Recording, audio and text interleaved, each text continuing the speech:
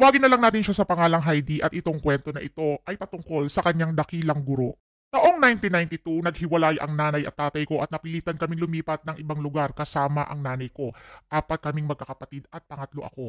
Lumipat din kami ng school at gaya ng ibang batang nakakaranas ng paghihiwalay ng magulang, ay hirap akong intindihin kung bakit kailangan kong magutom, bakit kailangan kong maranasang pumasok sa school na walang baon.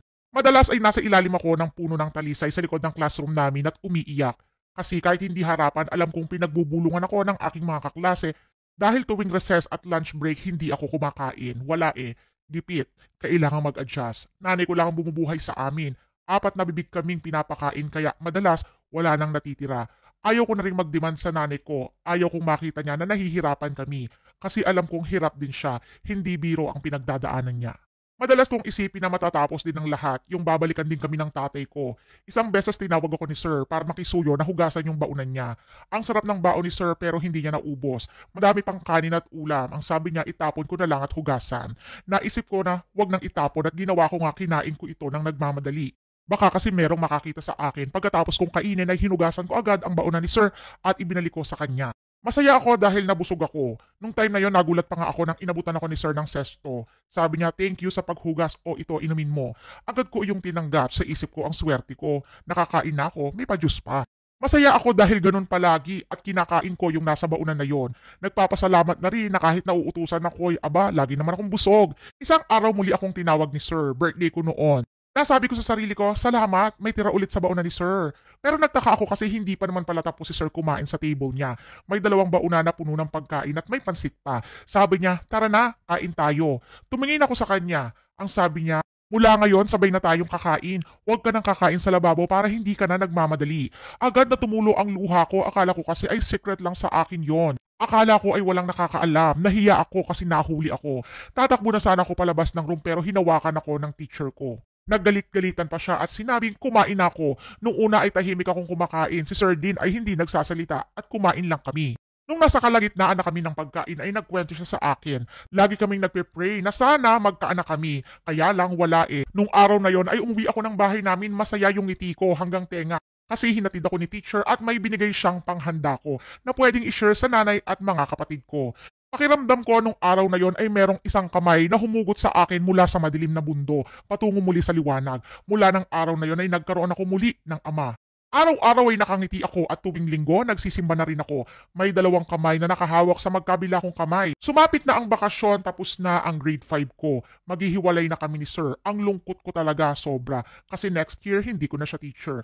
Ang tatay ko naman ay bumalik na rin at uuwi na kami sa dati naming lugar. Babalik na din ako sa dati kong school. Niyakap ko ng mahigpit si Sir at tinulungan niya ako na makuha ang lahat ng kailangan ko sa pag-transfer ko. Sabi niya sa akin, pwede ka namang dumalaw dito. Nung bumalik kami sa lugar namin, sila nanay at tatay ay laging nag-aaway. Ganun siguro kasi nagsusumbatan sila sa mga kasalanan nila. Ang tatay ko kasi ay ng babae, kaya sila nagkahiwalay. Madalas ding damay kaming mga anak nila sa away. Minsan ay nasasaktan din kami dahil mainit ang ulo nila. Nung first year high school ako ay nangupit ako sa tatay ko ng 100 pesos at sumakay ako ng bus. Pumunta ako sa school nung ako ay nag-grade 5. Naupo ako sa ilalim ng talisay na lagi kong tinatambayan noon. Iniintay ko ang lunch break. Tumayo ako sa pinto ng room ni Sir. Nang makita niya ako ay agad niya akong nilapitan, niyakap. Nung oras na yon marami akong mga pasa sa katawan. Kasi nga sinumbong ko sa nanay ko na nakita ko si tatay na may kasamang ibang babae. Ipinagdidiinan ng tatay ko na nagsisinungaling ako at sinaktan niya ako. Hindi siya tumigil ng pananakit sa akin hanggat hindi ko sabihin na hindi totoo yung sinasabi ko.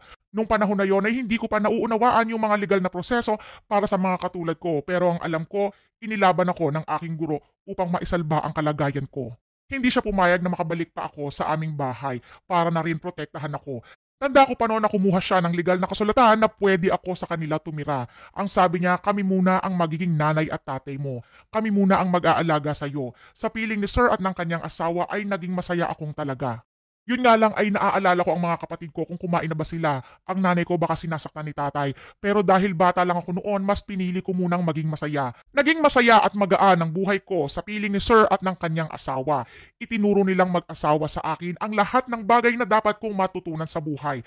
Lagi silang nakaalalay sa akin sa lahat ng bagay. Kaya nga nung nakatapos ako ng high school, salutatorian ako. Graduation ko at may regalo sila sa akin. Dumating ang nanay ko. Si nanay ang nagsabit ng medal ko. Sobrang saya ko noon. Si sir nakangiti lang sa amin at kumain kami ng handa na niluto lahat ng asawa ni sir. Akala ko noon ay sasama na ulit ako sa nanay ko pero ang sabi ni sir ako daw ang magdesisyon. Mag-aaral daw ako sa kolehiyo o sasama muna sa nanay ko.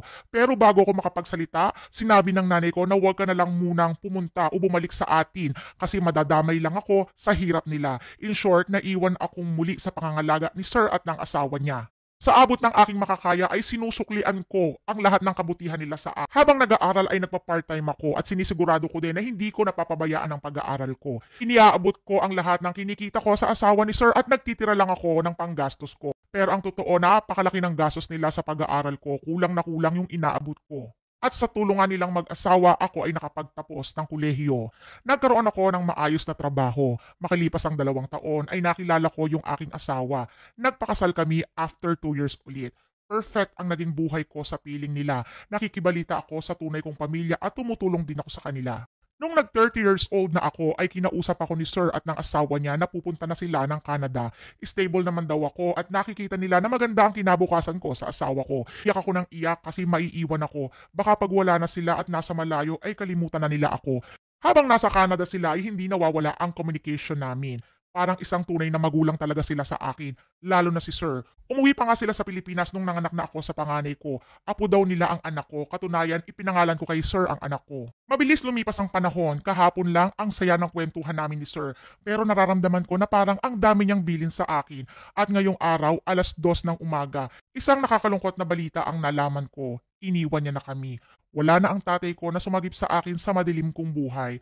Wala nang hahawak sa kamay ko at magsasabing, pray tayo. Next life natin, maging tunay mo akong tatay. To my loving teacher, don't worry po, hindi ako iiyak. Huwag po kayong mag-alala, nabigyan niyo po ako ng lahat ng kailangan ko para lumaban sa mundo.